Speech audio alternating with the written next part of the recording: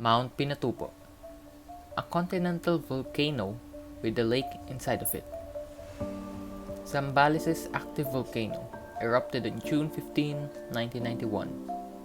The aftermath of the Philippines' most destructive volcanic eruption is the formation of a caldera which was later filled by a lake.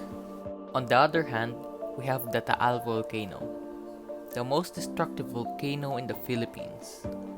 It is a volcano in the middle of Taal Lake, often known as a tourist attraction. This volcano is active and has recently erupted in the past year, January 12 to be specific. The ashfalls coming from the volcano has affected Batangas, Tagaytay, and even the NCR. Both eruptions has devastated the country in a severe way. The Mount Pinatubo eruption has left 1.2 million people homeless, 650,000 people jobless, 847 people in casualties, and $700 million worth of damages. Secondly, we have the Taal volcano eruption. The aftermath of the eruption has left $60 million worth of agricultural damage, nearly 500,000 people homeless, and 39 casualties. So today, we will be interviewing Mr. Geoffrey Chan, Department of Education, Division of Manila, Master Teacher of Senior High School, finished BS General Science, Master of Arts in Education, major in Science, and dissertation writing in Dr. OS, Science Education in PNC. So sir, good evening po. Based on your experiences, how will you describe the Mount Pinatubo and Taal volcano eruption?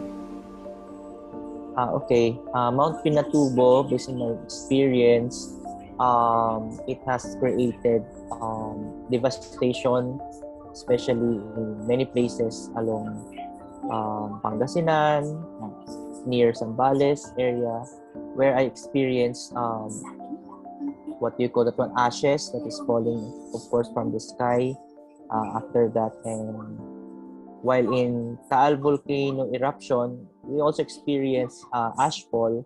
However, it's not that too thick during the eruption of the Taal volcano. Okay. Yes, sir. I totally agree.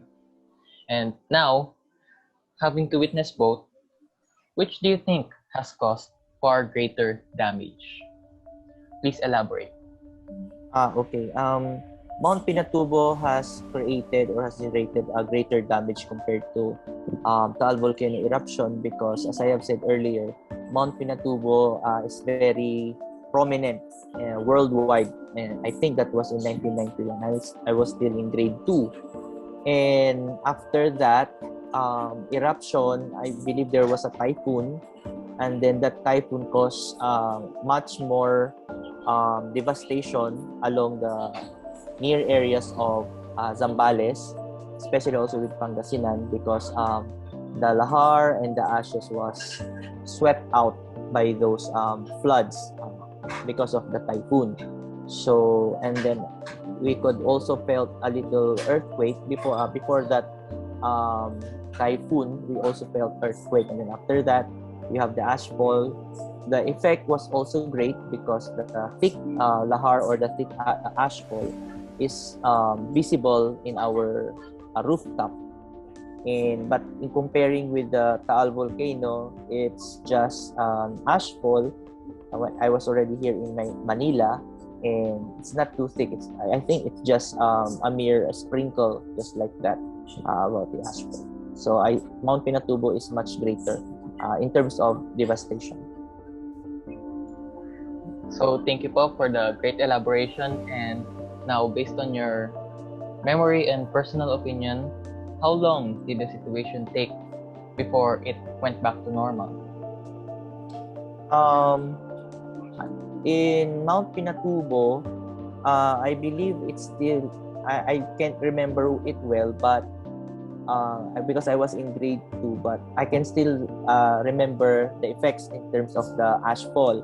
But in terms of the length of time, I think that was at least 1 year that we had experienced this effect, because especially those who are living near the Mount Pinatubo or areas near the Mount Pinatubo, they have really endured the effects because all their crops were destroyed and it was covered with lahar. Taal volcano, I believe that was last year, and last year's effect, I think it just lasted for months. Okay, and then after that, we already have the COVID-19. So the issue on the Taal volcano was Taal volcano was already covered with the news about the COVID-19 pandemic. It's just short, actually.